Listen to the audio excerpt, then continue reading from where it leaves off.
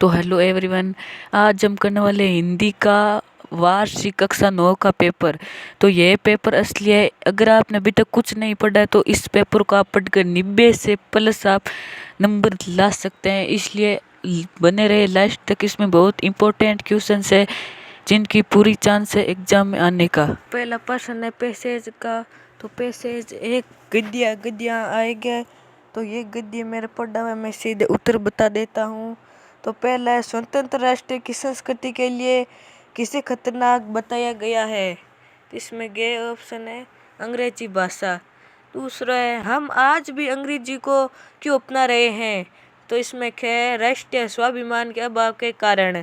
तीसरा, भारत में किसके कारण भाषाई अलगाव पनप रही है। तो इसमें है अंग्रेजी भाषा के कारण। चौथा, देश में सांस्कृतिक एकता का बोध किससे हो सकता है। तो चौथा मुझिक है हिंदी को राष्ट्रीय भाषा के रूप में अपनाने से। पांचवा, हम विदेशी सांस्कृतिक साम्राज्य को किस रूप में अपना रहे हैं। तो मैं गया अंग्रेजी भाषा के रूप में। छठवां, राष्ट्रीय भावना से प्रेरित होकर हमें कौन सत्य को आत्मसात कर लेना चाहिए। तो कह सांस्कृतिक एकता का बोध हिंदी। सुनियोजित पद में प्रत्यय है तो इत। उपयुक्त गद्यांश का उपयुक्त शीर्षक है तो राष्ट्रीय भाषा और संस्कृति। प्रश्न नंबर 2 है, एक काव्यांश को पढ़कर नीचे दिए गए उत्तर लिखिए। पहला है, मनुष्य को मृत्यु से क्यों नहीं डरना चाहिए।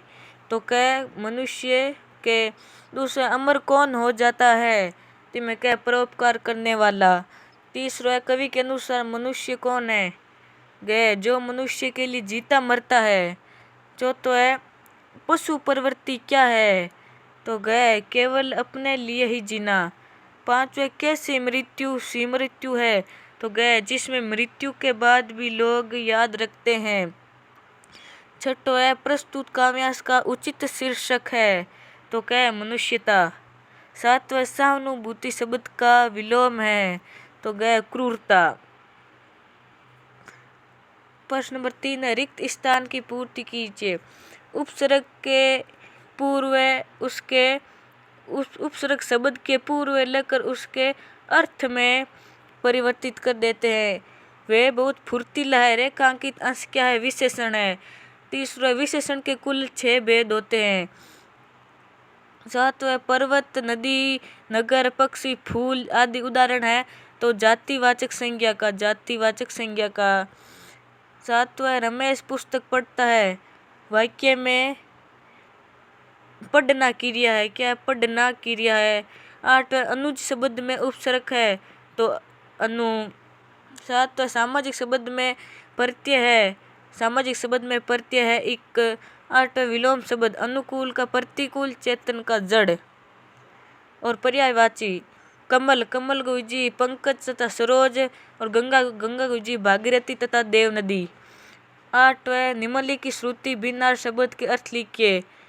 पहला है नग तथा नाग। तो नग का अर्थ होता है पर्वत या रत्न, नाग का अर्थ होता है सर्प। प्रमाण और प्रणाम मतलब होता है नमस्कार तथा प्रमाण मतलब होता है सबूत। आठवां, अर्थ की दृष्टि से वाक्यों के भेद। तो अर्थ की दृष्टि से वाक्य के 8 भेद होते हैं। विधानवाचक, निषेधात्मक वाचक, प्रश्नवाचक, आज्ञावाचक, विस्मयोदी बोधक, इच्छावाचक, संभावनावाचक तथा संकेतार्थक वाचक। आठवां, गुड़ गोबर करना मुहावरे का अर्थ। तो गुड़ गोबर करना मतलब होता है काम को बिगाड़ना। फिर प्रश्न नंबर 4 है पैसेज। पहला है पैसेज, नम से कौन है। तो नम से जो बौद्ध भिक्षु को नम से कहते हैं। लेखक का आसन कहाँ लगाया गया था। तो एक मिंदर। तिब्बत में जागीरदारों का अधिकार भाग किसके पास था। तो मठों के पास था। बाद में लेखिका के स्कूल के छात्रावास में कितनी छात्राएं रहती थी। तो 4 छात्राएं रहती थी। अगला है, छात्रावास में लेखिका की पहली साथी कौन थी। सुभद्रा कुमारी। जागिए कृपा निधान पंछी बन बोले, इसकी पंक्ति है तो मीरा की। 3 नंबर है, मानुष हो तो वही रसकानी। ये काव्यांश है। पहला प्रश्न है, कवि रसकान अगले जन्म में ब्रज में क्यों रहना चाहते हैं।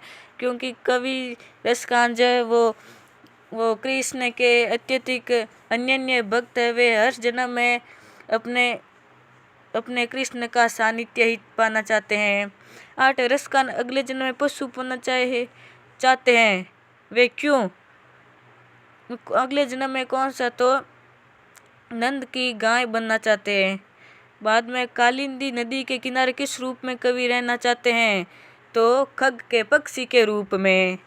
अथवा में पहला प्रश्न है, प्रस्तुत काव्यांश किस कविता से ली गई है? इसमें कवि कौन है? तो प्रस्तुत काव्यांश है वो ली गई है ग्राम श्री से। इसमें कवि है सुमित्रा नंदन पंत।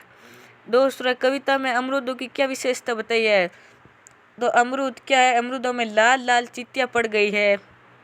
बाद में लहले पालक में धनिया से क्या है? मतलब पालक लहरा रहा है तथा धनिया जो है वो महक रहा है। छठा प्रश्न है, निम्न अति लघुत्रात्मक प्रश्नों के उत्तर दो। जाकर थाने रपट लूंगा, ये कथन किसका है? फिर अगला है, उपभोक्ता संस्कृति हमारी किस नियम को हिला रही है? तो हमारी सामाजिक नियम को हिला रही है। बाद में साइलेंट वैली का है, तो ये केरल में है।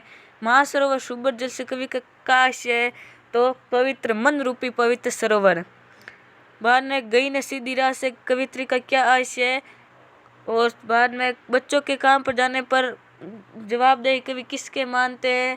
तो प्रति जमीन क्या है? प्रति जमीन मतलब जिस पर खेती नहीं होती हो। फिर ये सब प्रश्न है।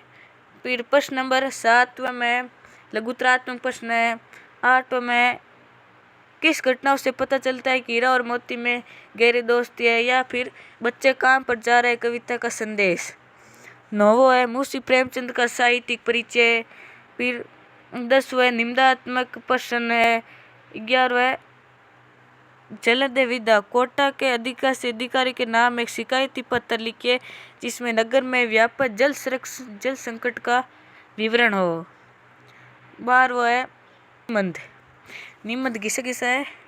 राजस्थान में बढ़ता जल संकट, जनसंख्या की समस्या एवं समाधान, भारतीय संस्कृति के अनुपम।